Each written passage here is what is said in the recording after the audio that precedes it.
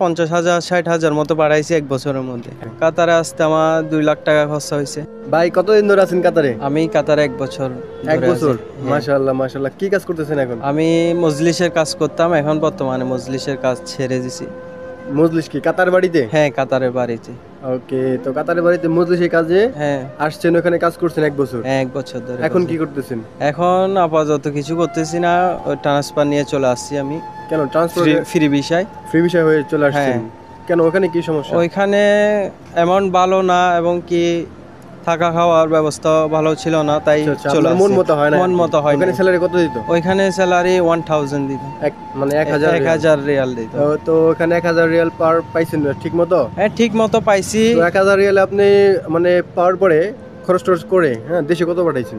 আমি দেশে এখনো অতটুকু টাকা পাঠাইতে পারি নাই, 50,000 60,000 মতো পাঠাইছি 1 বছরের মধ্যে। 1 বছরে 50,000 60,000 পাঠাইছেন? হ্যাঁ। তো এত টাকা কি করছেন বাকি টাকাগুলো? বাকি টাকাগুলো বলতে ওইরকম পাঠাইতে পারি নাই, খরচা হয়েছে নিজের খরচ করে। তো আপনার এখানে কাতারে আসতে কত টাকা লাগছে? কাতারে আসতে আমার 2 লাখ টাকা খরচা হয়েছে। 2 লাখ টাকা? তাহলে তো অনেক কম খরচ হয়েছে। মাশাআল্লাহ, আলহামদুলিল্লাহ।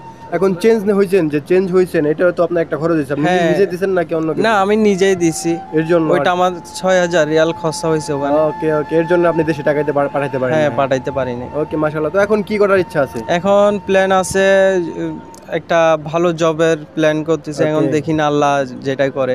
ওকে ওকে, তো ফ্রি ভিসায় তো বর্তমানে অবস্থা একটু খারাপ, তো আশা করি ইনশাআল্লাহ আপনার নসিব ভালো হবে।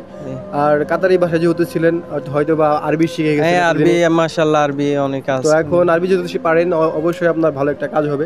এবং ফিউচার প্ল্যান কি আপনার? ফিউচার প্ল্যান বলতে আমেরিকা, বাইরের রাষ্ট্রে।